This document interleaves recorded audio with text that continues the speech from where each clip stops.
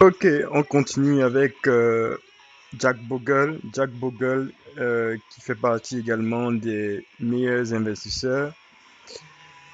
Il est né en 1929 et il est mort assez récemment, en avril 2019. Il est très connu dans le milieu pour avoir notamment d'abord théorisé pour dire travailler sur cette thématique durant sa thèse, mais également mis en œuvre les fonds indiciels. Les fonds indiciels sont simplement ce qu'on appelle des fonds à gestion passive. C'est ce que fait d'ailleurs Vanguard aujourd'hui. Qu'est-ce qu'il y a derrière? C'est tout simplement les fonds qui permettent de diversifier un patrimoine en répliquant la performance du marché. Alors, et comment c'est né? Voilà, il faut savoir qu'il a fait déjà 23 années dans un fonds, le Wellington Fonds, pour ne pas le citer. Il a été licencié en 74 quand il commençait à y avoir des divergences entre lui et le top management, pour une part. D'autre part, parce que il n'avait pas de très belles performances également, hein. Voilà, c'est ce qu'il faut être honnête. Et puis il y a d'autres raisons, d'autres raisons. Alors Jack Bogle a donc été connu comme étant l'inventeur de Vanguard. Vanguard qui est une entreprise aujourd'hui qui est le dauphin de BlackRock.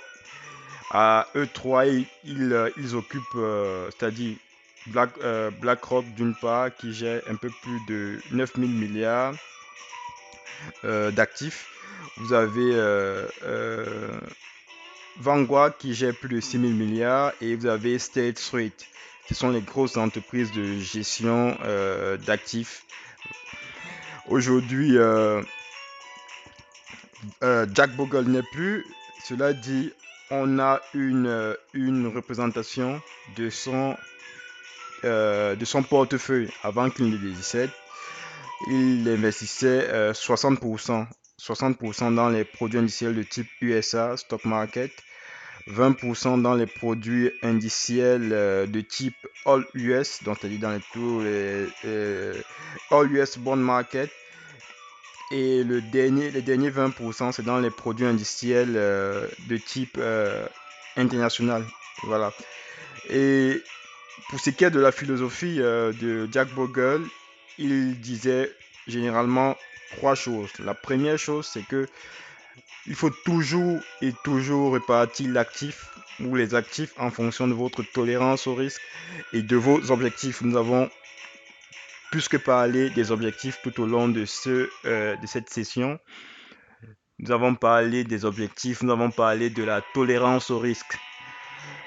Second point, c'est que la diversification à l'intérieur d'un fonds, il est toujours important de diversifier à l'intérieur d'un fonds à faible coût. Il faut pouvoir diversifier, donc investir dans des secteurs variés. Par exemple, la pharmacie, la santé donc la pharmacie, les nouvelles technologies, dans l'industrie traditionnelle. C'est comme ça que vous diversifiez effectivement à des secteurs à l'intérieur d'un même fonds. Et la dernière chose, c'est toujours de tenir des titres obligataires. Voilà. Il faut pouvoir détenir des titres obligataires. Ce qu'on pourrait penser, on pourrait noter sur Jack Bogle. Il y a bien d'autres choses, mais on s'en tient à cette représentation le concernant. On passe à Charles Schwab. Charles Schwab qui est né à Sacramento. Il est né à Sacramento. Il est le fondateur de l'entreprise qu'on appelle aujourd'hui Fondation Schwab. Qui gère plus de 3,5 billions de dollars d'actifs, 9 millions de comptes de courtage et 950 000 comptes bancaires. Il est à la base le fils d'un avocat. Il s'est intéressé à l'investissement très très tôt. En se lançant notamment dans l'élevage de poulets pour l'élevage de poulets. Et il s'est focalisé par la suite sur l'exploitation et le fonctionnement de l'entreprise. Par son travail et son abnégation, rappelons qu'il est dyslexique. D'ailleurs, son fils l'est aussi. il a mis en place, il finance aujourd'hui des associations qui travaillent sur la dyslexie. Il a pu décrocher il a pu faire de brillantes études, il a décroché de diplômes à Stanford, suivi d'un MBA. Et son entreprise est née en réalité en 71 à l'issue, à la suite d'un prêt, d'un emprunt vis-à-vis de son oncle d'une valeur de 100 000 dollars.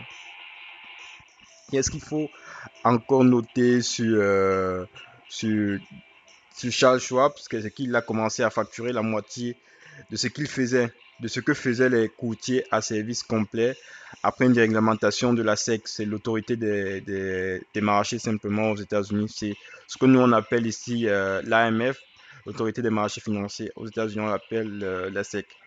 Il a été PDG jusqu'en 2008 et aujourd'hui il dispose d'une fortune estimée à 14,8 milliards de dollars.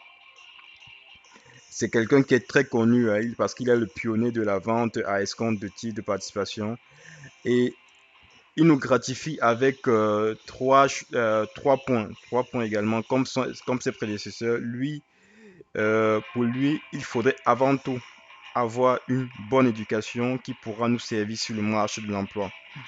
Il faudra avoir un emploi qui soit bien rémunéré, bien que ce n'est pas toujours le cas. Vous voyez, euh, euh, les prix sont en train d'augmenter progressivement. Aux États-Unis, je pense que le carburant a subi une augmentation de 49%. Hein, euh, 49%. Et le dernier point, c'est qu'il faut